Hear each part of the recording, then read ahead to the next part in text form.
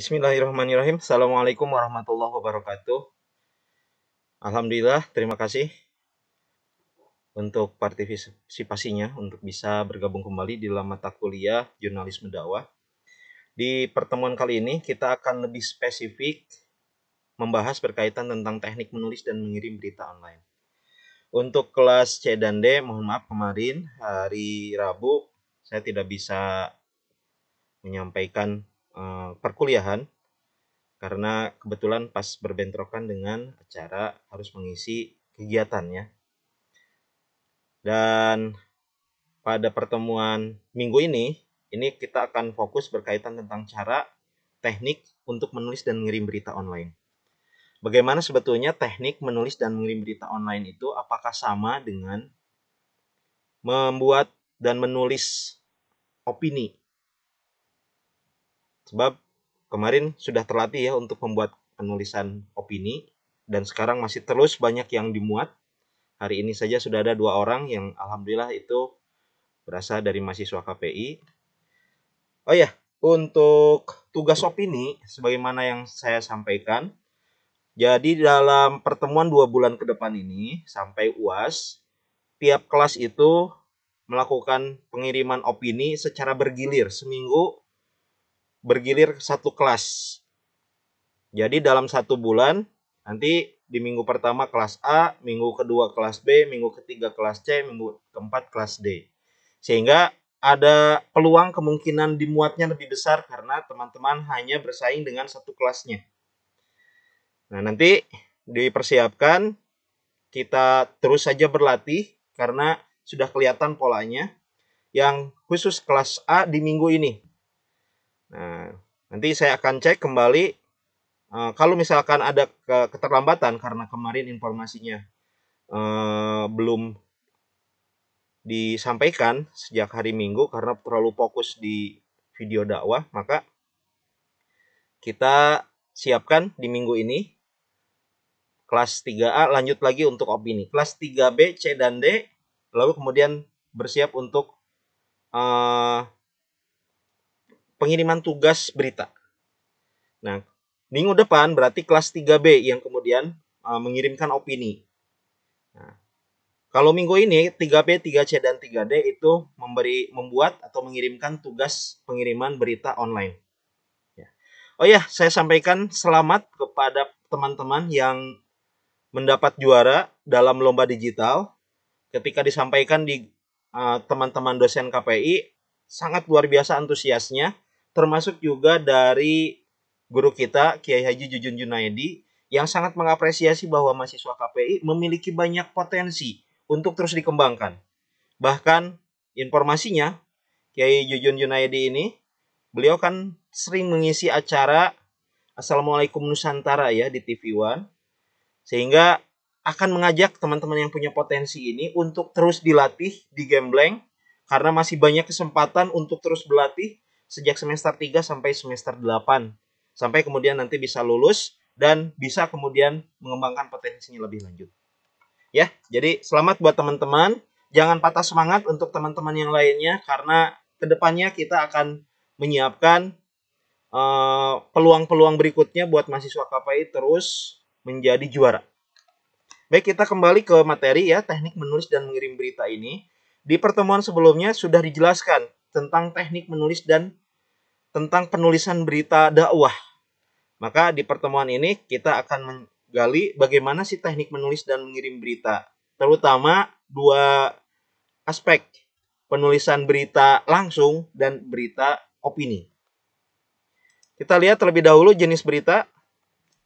Bahwa berita itu ada berita langsung, straight news, berita mendalam, deep news, berita opini, opinion news, dan berita foto. Nah, berita langsung itu adalah berita-berita berbentuk kegiatan. Berita yang meliput kegiatan. Sedangkan berita mendalam itu berita yang menggali lebih dalam setelah kegiatan itu selesai berlangsung. Berita opini adalah berita berkaitan tentang pendapat tokoh. Nah, salah satunya juga dalam ceramah. Dan berita foto itu adalah berita untuk menambah ilustrasi dari penulisan dalam teks sehingga ada fotonya di dalam satu berita. Baik berita langsung, mendalam, ataupun opini, biasanya juga ditambahkan ada berita foto di dalamnya. Baik, di bagian struktur tulisan berita, sebagaimana di pertemuan yang lalu disebutkan, berita itu terdiri dari judul. Jadi ada judulnya. Nah, jangan sampai salah ya antara penulisan judul untuk berita dengan judul untuk opini. Kalau judul opini lebih cenderung itu mengangkat gagasan yang berasal dari pendapat si penulis. Sedangkan kalau judul berita itu lebih kuat bagaimana mengangkat sisi, disebutnya sudut pandang dalam melihat satu peristiwa. Biasanya berbentuk kalimat yang ada kata kerjanya. Misalkan DKM Iqomah selenggarakan, DKM Iqomah adakan. Nah, berarti itu ada aktivitas di dalamnya. Lalu yang kedua adalah baris tanggal, deadline. Nah, biasanya dari tanggal ini sudah muncul secara otomatis, jadi tidak perlu dimasukkan di dalam beritanya. Lalu baris penulis, wartawan. Kalau yang byline berarti wartawannya ditulis di bagian awal. Tapi kalau tidak, berarti biasanya wartawan itu ditulisnya di bagian kaki berita, di footnya. Setelah itu ada teras berita, lead, ada isi berita, body. Nah, yang harus diperhatikan, teras berita lead itu yang paling harus kuat setelah judul. Kalau judul itu menyebutkan tentang apa yang menjadi inti dari peristiwa tersebut, maka teras berita itu menjadi jendelanya. Orang ingin mengetahui. 5W, 1H, 1S. Who, say, who, what, when, where, lalu kemudian how, dan so what next. Apa berikutnya? Isi berita itu biasanya terbagi dua. Ada paragraf yang berbentuk kutipan secara tidak langsung dan kutipan langsung. Kutipan tidak langsung itu berarti kalimat menurut bahasa dari wartawan. Sedangkan paragraf yang langsung itu paragraf yang mengutip dari tokoh-tokoh yang diwawancara di dalam berita tersebut. Terakhir ada kaki berita. Kita akan lihat seperti apa kalau penulisan berita opini dari ceramah. Berita opini dari ceramah ini yang harus Anda lakukan, pertama, catat hasil liputan. Jadi lakukan dulu liputannya di lokasi.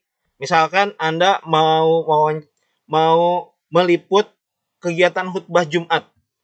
Maka datang ke tempat liputan, lalu catat 5W 1H-nya. Misalkan siapa penceramahnya? What, apa kegiatannya? Khutbah Jumat atau peringatan Maulid. Lalu kapan tanggalnya dan waktunya kalau memungkinkan juga. Di mana tempatnya. Kemudian bagaimana. Nah, ditambah lagi nanti kita bisa mendalami so what next. 1S-nya. Oke, kenapa dan bagaimana, why dan how itu bisa digali dari wawancara. Yang kedua, rekam ceramah. Ceramahnya itu lalu disimpan, Anda cari lokasi yang memungkinkan untuk melakukan rekaman ceramah tersebut dengan bersih. Nah, hasil rekaman itu lalu transkrip menggunakan Google Doc. Coba Anda cek bagaimana cara transkrip suara menjadi teks menggunakan Google Docs. Di googling saja. Di situ ada tekniknya, ada setting suara, lalu juga cara menyiapkan Google Docs-nya harus menggunakan Chrome. Lalu di setel suaranya dari speaker yang ada di internal, mic yang ada di internal laptopnya. Setelah itu nanti akan otomatis keluar teksnya. Jadi akan sangat memudahkan daripada hanya manual mengetik ulang. Nah, transkrip hasil ceramah tersebut ditambah juga dengan wawancara narasumber.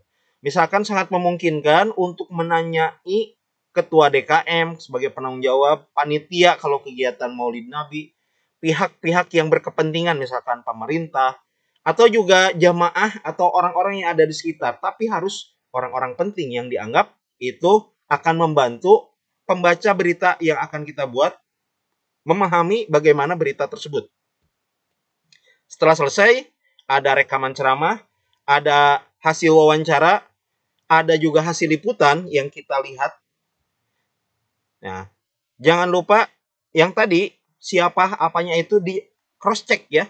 Nama jangan sampai salah. lembaganya, nama masjidnya, lokasinya, berkaitan dengan nama itu di cross check ulang, bahkan ditanyakan sambil ditulis. Betul tidak namanya ini? Betul tidak masjid alamatnya di sini? Sebab kalau salah, itu menandakan Anda sebagai wartawan kurang memperhatikan. Nah, kalau sudah siap semuanya, baru kemudian buat tulisan. Setelah tulisannya selesai, jangan lupa diedit tanda baca PUEB-nya, Pedoman Umum Ejaan Bahasa Indonesia. Bagaimana cara membuat tanda titik, koma, tanda kutip di dalam berita, lalu kapital dan huruf kecil itu harus diperhatikan. Baru kemudian kirim berita. Nah, ini cara penulisan berita opini. Oke. Yang kedua, penulisan berita langsung. Berita langsung di dalam kegiatan dakwah itu sedikit berbeda dengan yang opini tadi. Kalau opini ada rekaman ceramah, maka kalau yang berita langsung itu tidak ada rekaman ceramahnya. Maka yang harus disiapkan, persiapkan saja liputan dengan mencari data 5W1H, lalu wawancara langsung narasumbernya. Setelah itu tulis berita sesuai struktur tulisan berita. Yang tadi ada judul, lead, isi berita, edit beritanya baru kirim.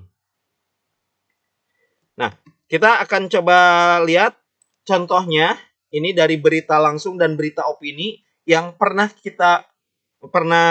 saya buat ya ketika berita kemarin dilakukan di Masjid Iqomah yang kemudian dimuat di media-media online.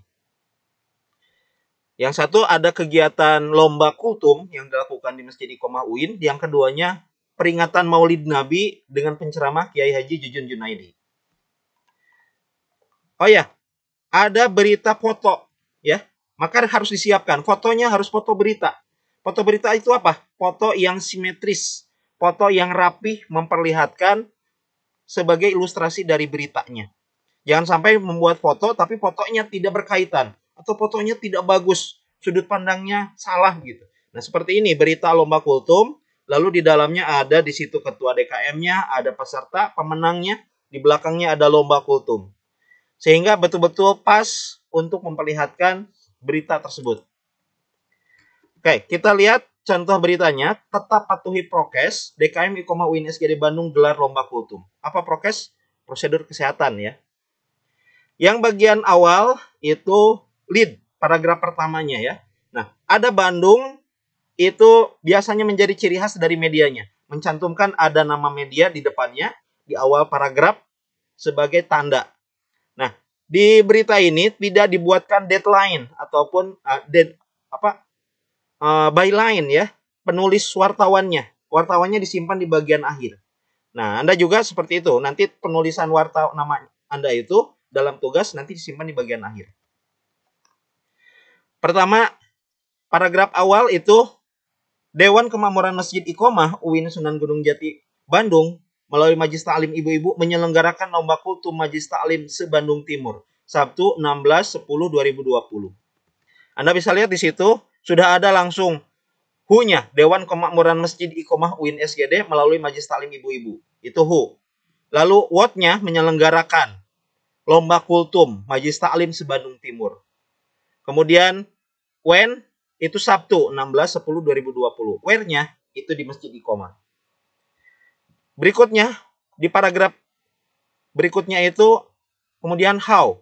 Kegiatan diikuti 27 Majelis Ta'lim Kecamatan Cibiru Panjailukan, Ujung Berung dan Cileunyi Bandung ini dilaksanakan dengan tetap menerapkan protokol. Ini how ya. Kesehatan di masa pandemi.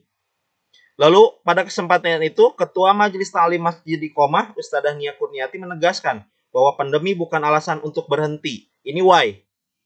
Mengasah potensi serta wawasan para jamaah Majelis Ta'lim.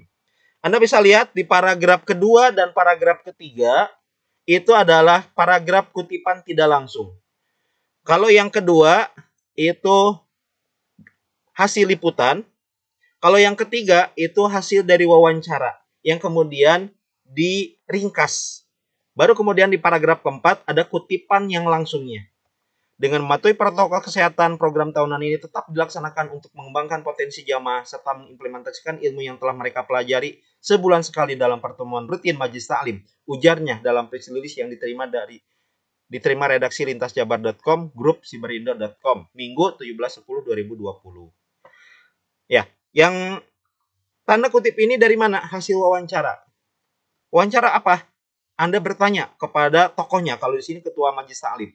Kenapa, Bu, mengadakan kegiatan ini dengan mematuhi protokol kesehatan? Kenapa kita fokusnya ke protokol kesehatan? Karena ini menjadi bagian penting. Kan sekarang tidak boleh ya, sedang ramai daerah-daerah yang sedang zona merah. Maka kita lihat, oh ini menarik, lomba kultum tapi ada protokol kesehatannya. Maka kita angkat why-nya itu di situ. Baru berikutnya, ini masih panjang ya, selang-seling antara kutipan tidak langsung dan kutipan langsung. Kutipan tidak langsung, kutipan langsung. Kutipan tidak langsung, dan terakhir kemudian kutipan langsung. Ada banyak tokoh yang di situ. Ada Pak Bahrun, ketua DKM-nya, lalu kemudian ada dewan jurinya Pak Mujib, lalu juga ada pesertanya yang ditanya, lalu informasi siapa saja pemenang. Setelah itu dewan juri yang terakhir Pak Aang juga ikut diwawancara. Sehingga semuanya lengkap muncul di dalam tulisan berita tersebut. Dan terakhir baru muncul kemudian ada wartawan di footernya ya, sanlintasjabar.com. Ini bisa dipahami ya. Nanti coba diulang-ulang, baca seperti apa tulisannya untuk kemudian nanti bisa Anda terapkan di dalam liputan berita di lokasi masjid masing-masing. Kedua, ada berita opini. Berita opini, oke, ini memperlihatkan foto berita dulu ya. Ada Pak Jujun di situ, ada jamaah dengan menerapkan protokol kesehatan. Setelah itu, foto berita berikutnya. Judul beritanya, undang dai kondang Kiai Jujun Junaidi, UIN SGD Bandung gelar peringatan Maulid Nabi dengan terapkan, ini kelewat ya, protokol kesehatan. Prokes. Ya. Tribun Jabar ID Bandung. Ini juga sama, tanpa mencantumkan ada byline. Penulis wartawannya tidak dicantumkan di awal. Dewan Kehormatan Masjid, salah ya ini. Ini wartawannya kurang memperhatikan. Dewan Kemakmuran Masjid. Iqomah UIN Sunan Gunung Jati Bandung memperingati peringatan Maulid Nabi Muhammad pada Selasa 17/11/2020 dengan penceramah Dai Kondang Kiai Jujun Junaidi dan mengangkat tema terkait akhlak karimah sebagai bingkai wahyu memandu ilmu. Di sini ada leadnya apa? Dewan Kehormatan, Dewan Kemakmuran Masjid Iqomah UIN Sunan Gunung Jati. Kemarin ketika dikirim ke medianya itu disebutnya hanya DKM saja tanpa kepanjangan. Lalu medianya yang kemudian membuat kepanjangan sehingga menjadi salah ya. Kemudian wordnya apa? Memperingati peringatan Maulid Nabi dengan penceramah dai. Ini how-nya. Dan mengangkat tema terkait akhlak. Bagaimananya juga ini. Nah, Ketua DKM mengatakan peringatan Maulid ini dalam rangka memenuhi harapan jamaah. Nah, kenapa di sini muncul? Sedangkan when-nya Selasa. Di masjidnya jelas. Where-nya di mananya di masjid. Ketua DKM menyatakan peringatan ini dalam rangka memenuhi harapan jamaah. Ya. Maka ini why-nya muncul sebagai kutipan tidak langsung, di bawahnya kutipan langsung. Oke, Anda bisa baca sendiri. Lalu isinya seperti apa? Dalam ceramahnya Kiai Jujun mengungkapkan umat Islam perlu menunjukkan kecintaan terhadap Rasul. Ini berkaitan tentang isi ceramahnya ya. Bagaimananya. Kemudian ada kutipan langsungnya, kutipan tidak langsung, dan kutipan langsung. Dan berita tersebut ditutup. Jadi ketika ada hasil ceramah yang panjang sampai 1 jam itu kan Pak Jujun, kita mengambil bagian yang intinya saja. Tidak semua bagiannya kemudian diungkap ya, karena masyarakat membutuhkan hanya bagian pentingnya saja ketika mau membaca berita. Oke, kita mulai menulis berita. Tugas Anda minggu ini adalah 1. Lakukan berita opini yang berasal dari dakwah Anda sendiri yang kemarin sudah dilakukan. Yang aslinya saja.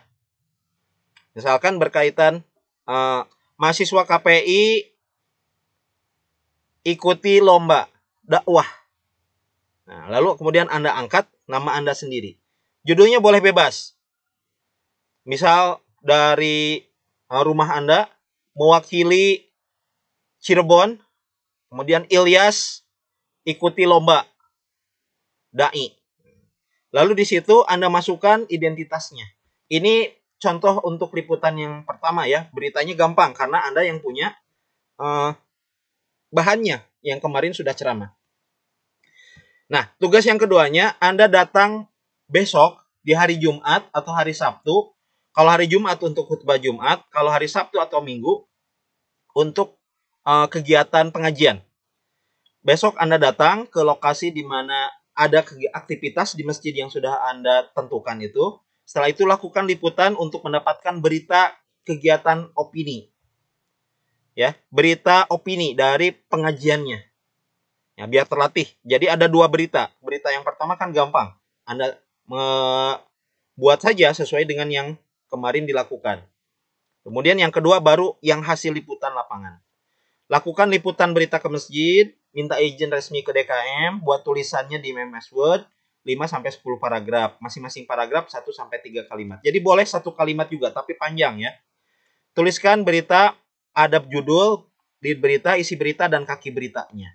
Judul berita maksimal 10 kata, bila ada kata kerja, imbuhan hapus. Misalkan, tadi DKM menyelenggarakan. Nah, nya dihapus, jadi selenggarakan.